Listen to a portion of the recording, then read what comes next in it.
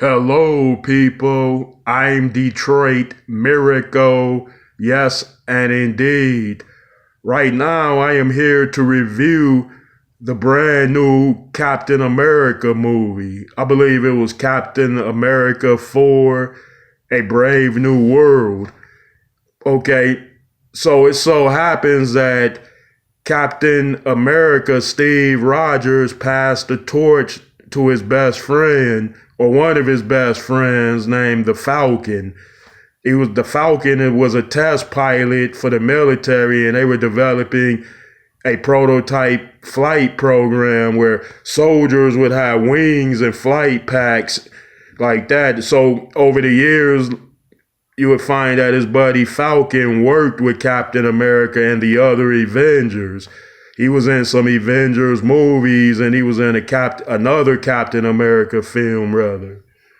So he was the Falcon. So in other words, when Steve Rogers retired or something or sought out marriage, he gave his friend the Falcon the torch. He gave him the shield and like, hey, buddy, take over. It's in good hands. He could have gave the shield to anybody, but he gave it to who he felt rightfully deserved it, which was the Falcon. So we skip ahead now in this brand new movie. It starts off, of course, with the new Captain America being pivotal in the storylines and plots. Initially, they show him, and he's Captain America at that time. They're not calling him the Falcon. They're calling him Captain America. So the world respects him and acknowledges him as Captain America. That's how the film begins. And then, in a way, like if you watch the first couple of scenes or so, rather, and then the third scene, so it's like Captain America, the Falcon is accepted, so it's no more of a Steve Rogers. So the film goes on. It's a up-paced adventure thrill ride, which has which is chilling in ways. It has drama. It's a thriller. It has other excitements, and that film, like other films, has a creepy villain in it. Like all of those films have like a creepy, brilliant villain that is one step ahead of everybody. The villain does whatever he wants, but he slips up and does something stupid. You know, I know Thor's sister was a villain there. You have villains in films and stuff too. Yeah, it works the same with the women in charge. you know, so if the women or the woman is the actual villain, then she's super genius, she's super villainous, and she's one step ahead of everybody, but she always slips up. Much in the same. So the Captain America movie went like that. It was an up-paced ride. It had intrigue, mystery. It had good stories. It had camaraderie. So and then of course I'm not going to close it out just yet.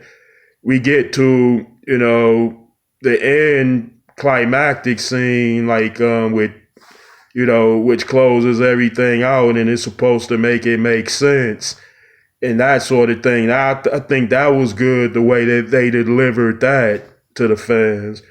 So it's like Marvel has been producing some good movies, and this new Captain America movie seems to be one of those good movies that Marvel has made. It appears Marvel has made a lot of great comic book superhero films, and they could put the Falcon or the Falcon's Captain America inside of that whole thing. So the film, where people wouldn't set their expectations super high since it's not Steve Rogers portraying Captain America. But I think since it was the Falcon, and he's proven himself time and time again by working with Captain America and the rest of the Avengers, even the Wakandans, that he deserves and he has a right to don the cape and the shield of Captain America. So I think I felt that way about it, where he was proven anyway. So it wasn't like some kind of disgrace that he got the Captain America mantle or shield. Like I said, the film was upbeat. It was high paced. The film was paced right, and the scenes made sense, and you didn't mind listening to the scenes and seeing the scenes. Then they introduced the Red Hawk in that. So that was the first time the Red Hawk has been shown in the MCU in the live action. So the Red Hawk is cool, the way they bring him in there into the mix. I wonder how they're going to throw the Red Hawk with the Green Hawk into the whole Avengers scheme of things. And it ain't even just that. It's also a Gray Hawk. So when will he come into play at some time? Or when will he come into play of an eventuality? And then we got the She-Hawk.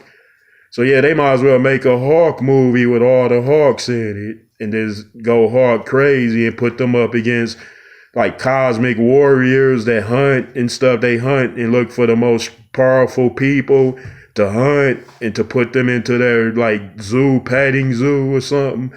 To say they could be highly technically skilled with technology, and then they might have strong mental powers and they could do other things. Like they should pit the Hawks off against people or villains like that, but that's another story. Back on Captain America, and that inspired that story idea because the Red Hawk was cool as well. So I would rate the film like 1 out of 10.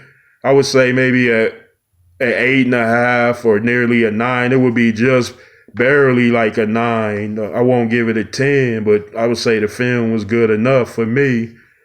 Solid. Okay, folks. Thanks for enjoying, and I hope you give me those likes, comments, and please subscribe to my channel.